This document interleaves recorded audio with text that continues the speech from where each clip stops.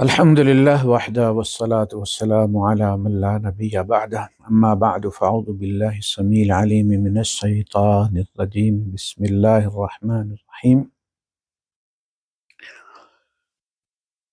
فرمایا وَلِتُكْمِلُوا الْعِدَّةَ وَلِتُكَبِّرُوا اللَّهَ عَلَى مَا هَدَاكُمْ وَلَعَلَّكُمْ تَشْكُرُونَ۔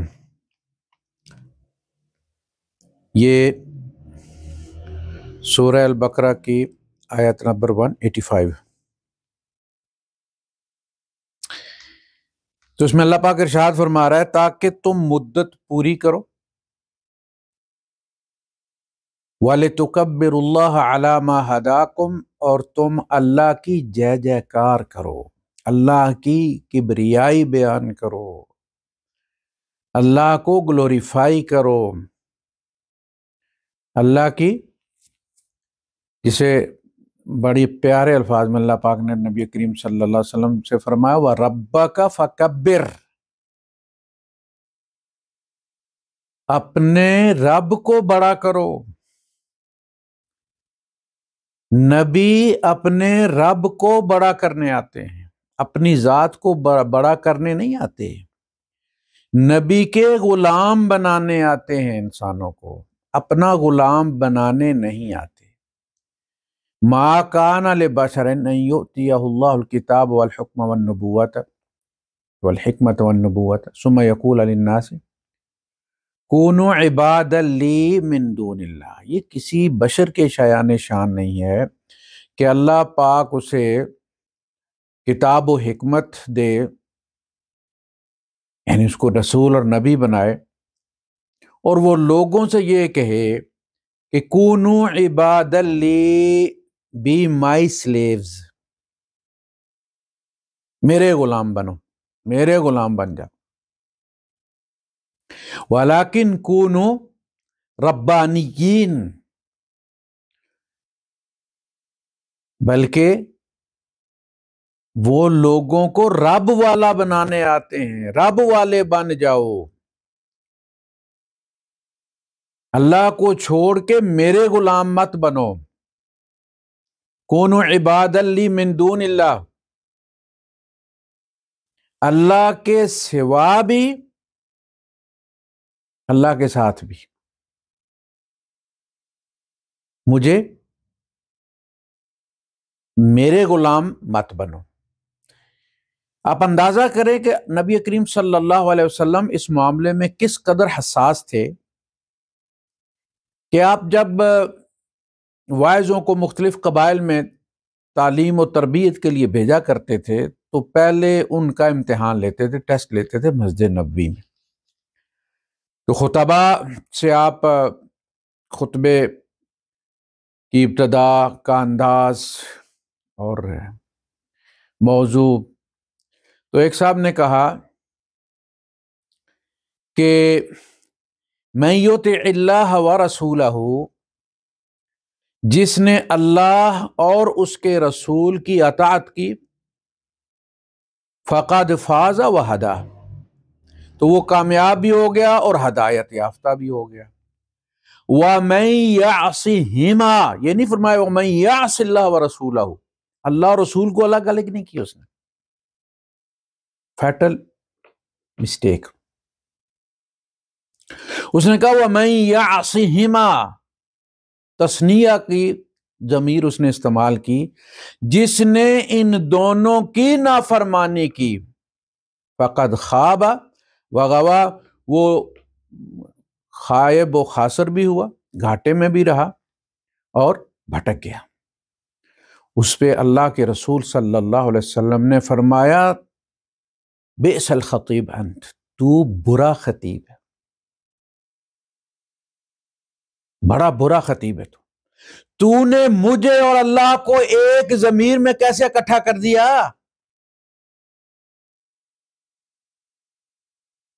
اسی طرح ایک بندے نے کہا کہ ما شاء اللہ شئتا،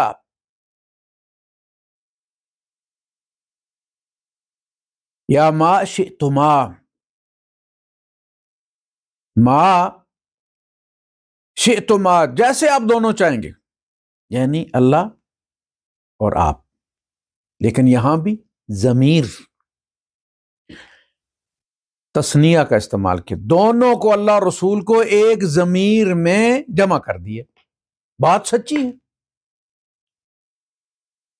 یعص اللہ و رسولہ یطع اللہ و رسولہ، بات تو اللہ اور رسول کی ہو رہی تھی نا، لیکن نبی یہ گوارا نہیں فرما رہے کہ مجھے اور اللہ کو ایک ضمیر میں برابر کر دیا جائے. وہ نبی قیامت کے دن یہ گوارا کریں گے کہ ہم قرآن کی آیات اٹھا کے سائڈ پر کر دیں اور اپنی روایات اور کہانیاں ان کو ہم جو ہے وہ قرآن پر چڑھا دیں، ان کو نافذ کر دیں قرآن کے علاوہ.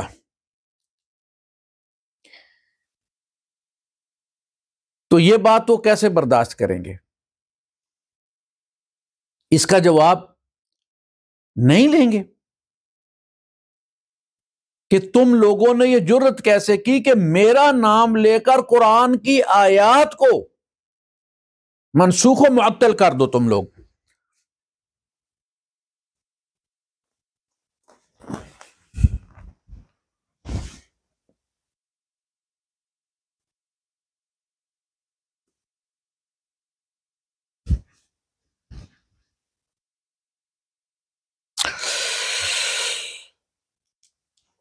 سوری جی، لائٹ کا مسئلہ بن گیا تھا.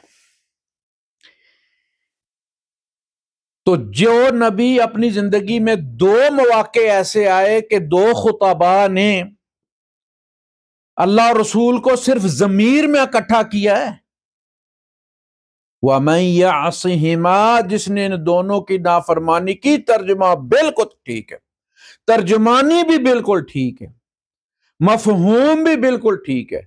جس نے ان دونوں کی نافرمانی کی فقد خاب، ناکام بھی رہا اور گواہ بھی ہے،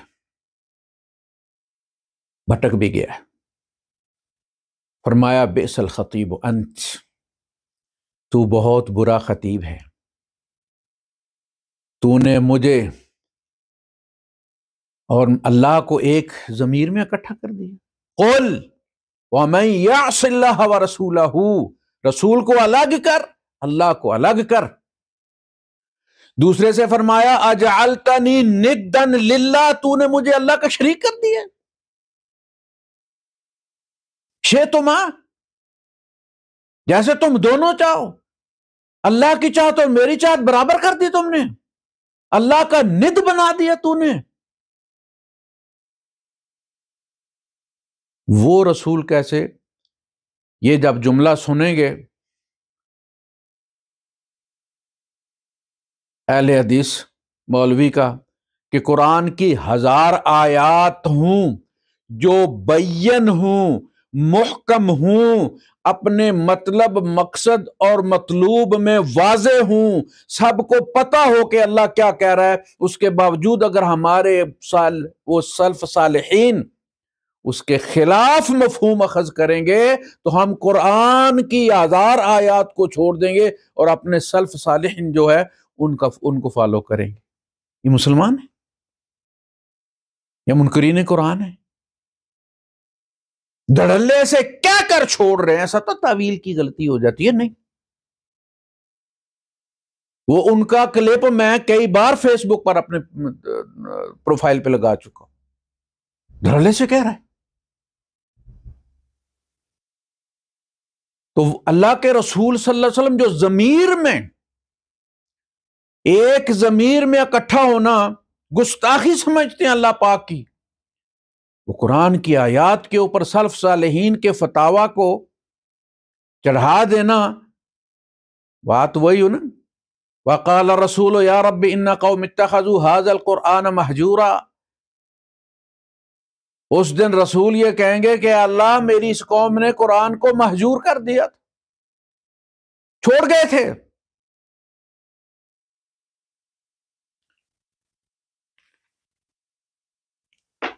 وَلِتُكَبِّرُ اللَّهَ، اور تاکہ تم اللہ کی بڑائی بیان کرو۔ نبی اللہ کی بڑائی بیان کرنے آتے ہیں۔ حضور کا پہلا مشن یہ تھا، وَرَبَّكَ فَكَبِّرْ،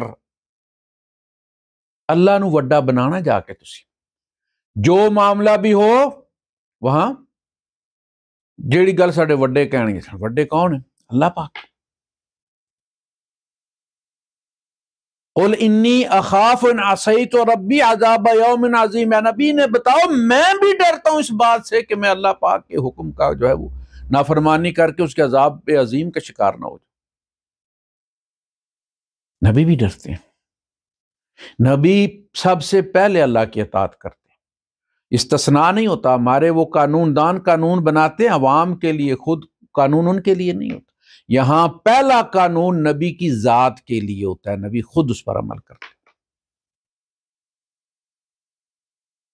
یہ ہے تکبیر، نبی رب کو بڑا کرتے ہیں، انتظار کرتے ہیں کہ اللہ پاک کیا فرماتا ہے، اور جو اللہ پاک فرما دیتا ہے نبی اس کے خلاف کبھی نہیں کرتے۔ ایسی کوئی روایت یوں کہے کہ نبی کریم صلی اللہ علیہ وسلم نے کوئی فتویٰ قرآن کے خلاف دیا ہے، وہ قابل اعتنا نہیں ہے، وہ راوی کی سٹوری ہے، وہ صابر شاکر کی گپ ہے، ہیں وہ سارے صابر شاکر جاوید چودھری، یہ سارے وہ کیا سہیل وڑائچ، عرفان صدیقی، وہ یہ سارے راوی وہی ہیں، ان کو محدثین کہہ کے تقدس کا لیبل دکھا کے کوئی انکار نہ کر سکے ان فتوے سے۔ اگر کوئی ایسی روایت کرتا ہے جس میں نبی کریم صلی اللہ علیہ وسلم کو قرآن کا نافرمان بیان کرتا ہے تو سمجھ لیں کہ وہ بہت بڑا جھوٹا ہے، دجال ہے۔ وَلِتُكَبِّرُ اللَّهَ، تاکہ تم اللہ کو بڑا کرو، تمہیں اللہ کو بڑا کرنا آ جائے۔ عَلَىٰ مَا هَدَاكُمْ، اللہ کی تکبیر کہو اس بات پر، اس نعمت پر، اس احسان پر کہ اس نے تمہیں گائیڈ کی، تمہیں ہدایت دی۔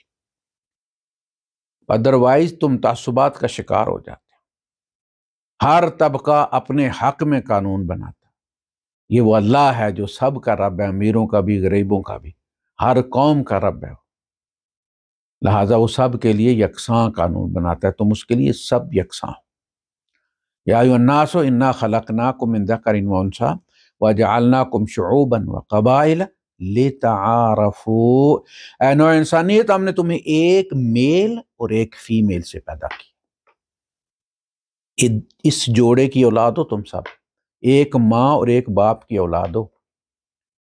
وجعلناکم شعوبا وقبائل، ہم نے تمہیں کنبے اور قبیلے اس لیے بنایا ہے لتعارفوا، تاکہ تم ایک دوسرے کو انٹروڈیوس کروا سکو، انٹروڈکشن میں فرق ہو کہ کون سا جی غلام محمد جی فلاں قوم کا، غلام محمد وڑائچ، غلام محمد جٹ، تو نام ایک ہی ہے لیکن وہ قوم کی وجہ سے پہچانا گیا کہ مجرم کون ہے، حاجی صاحب ہیں تو پھر دونوں میں سے کون ہے۔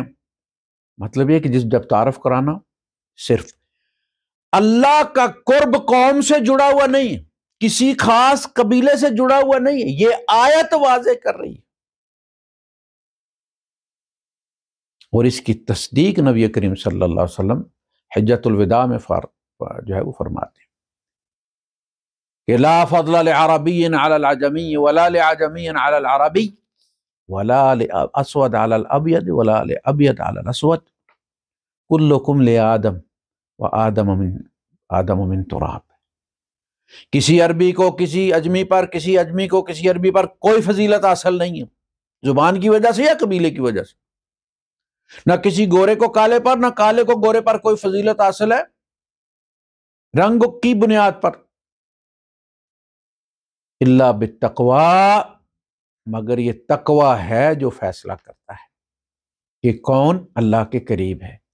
آدم مٹی سے تھے، تم سارے آدم کی اولاد ہو، لہذا جتنی بھی قوم نکلے وہیں سے ہو، اسی جوڑے کی اولاد۔ کلکم لآدم، تم سارے آدم میں سے نکلے ہو، آدم من تراب، اور آدم مٹی سے نکلا ہے، اللہ خیر صلی۔ ہم نے بھی برہمن بنا لی ہے، ہم نے بھی برہمن بنا لی کہ جی وہ سید سے شادی نہیں ہو سکتی، جی سید لڑکی سے شادی نہیں کر سکتا امتی۔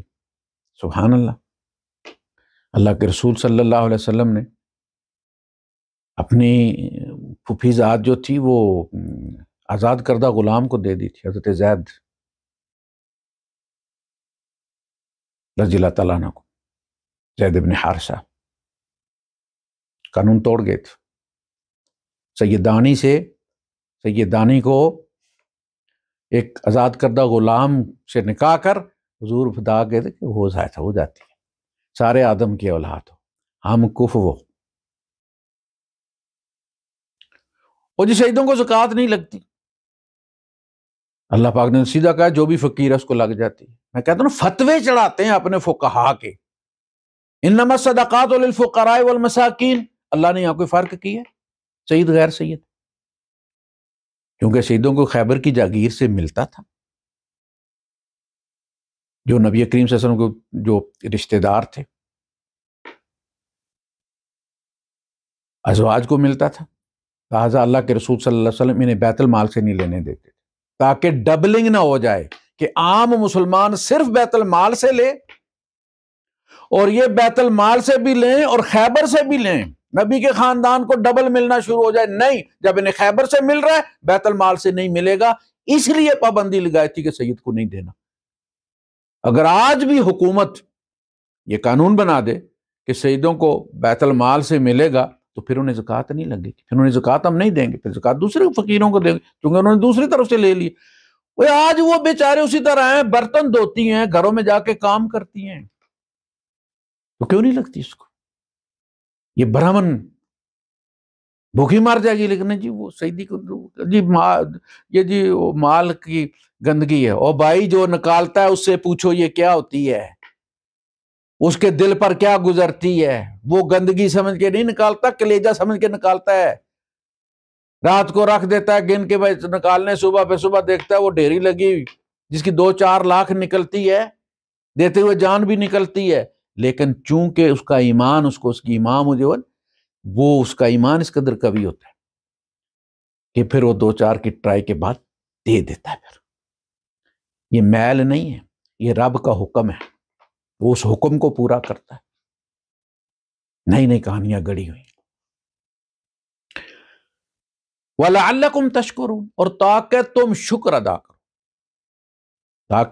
ادا کرو، کس بات کا شکر ادا کرو؟ اگر اللہ پاک پورا سال میں روزے رکھ کر دیتا تو کیا کرتے تم؟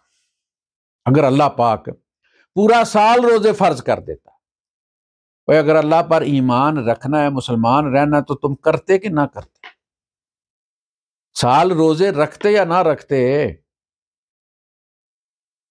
اور پھر ہو سکتا ہے کہ 2 مہینے 4 مہینے کے بعد پھر اندر سے پانی پی کے باہر نکلتے ہے نا، پھر اندر سے پانی پی کے ہونٹ رگڑ کے باہر نکلتے سکھا کے۔ اللہ کہتا میں نے تمہیں اس امتحان میں نہیں ڈالا، شکر کرو، میں نے 1 مہینہ تمہارے اوپر فرض کیے، شکر کرو اس کا، تم پر ترس کھایا اس نے۔ یرید اللہ بکم اليسر ولا یرید بکم العسر، اسی آیت میں پیچھے اللہ تمہارے لیے آسانی چاہتا ہے، جو تمہارے لیے تنگی پیدا کرے سمجھ جاؤ کہ یہ اللہ کی چاہت کے خلاف، اللہ کے ارادے کے خلاف تمہیں پھنسا رہا ہے یہ بندہ۔ اور جو کہتے تو دیکھو نا جی ہر بندہ آسانیاں ڈھونڈنے کا، آسانی آرام کس نے کی ہے؟ اور بڑے متقیوں، آسانی حرام کس نے کی ہے؟ اور لوگوں کو تنگ کرنا فرض کس نے کیا؟ کس دین میں آئیے؟ یہ تنگ لوگ آسانی ڈھونڈتے، اور رب بھی آسانی ڈھونڈتا ہے، لوگ ڈھونڈتے ہیں تو رب کی رضا کے ساتھ ہیں، وہ رب کی رضا کی موافقت کرتے ہیں، رب بھی آسانی چاہتا ہے، تو ہم کہیں نہیں ہمیں تو آسانی نہیں چاہیے، ہم تو بڑے پکے مسلمان ہیں، ہم تو بغیر کھائے پیے روزہ رکھیں گے، سحری کے بغیر، افطار کیے بغیر 3 روزے رکھ لیں گے، اس سے ہم اللہ کا کوئی فائدہ نہیں کر رہے، لیکن ہم تھک جائیں گے۔ پھر ہم تھک جائیں گے، پھر ہم جو ایک رکھتے ہیں نا سحری کے ساتھ، اس سے بھی بھاگ جائیں گے۔ اللہ نے ہمیں پیدا کیا، وہ ہمیں جانتا ہے بڑی اچھی طرح، ہم سے زیادہ جانتا ہے، تاکہ تم شکر کرو۔ جب رات کو افطار کرو نا تو اللہ کا شکر ادا کرو، میرے مالک شکر ہے تو نے اتنے گھنٹے کا رکھا ہے، اکٹھا 2 دن کا نہیں کر دیا۔ اور عید والے دن خوشی مناؤ کہ روزے پورے ہو گئے۔ یہ خوشی اللہ کو محبوب ہے۔ اللہ پاک کہتے ہیں دیکھو کیسی کلکاریاں مار رہے ہیں، خوشیاں کر رہے ہیں، دھوم دھڑکے کر رہے ہیں کہ اللہ پاک نے ان پر جو ہے وہ مہینے کے روزے رکھے۔ وآخر دعوانا الحمدللہ رب العالمین۔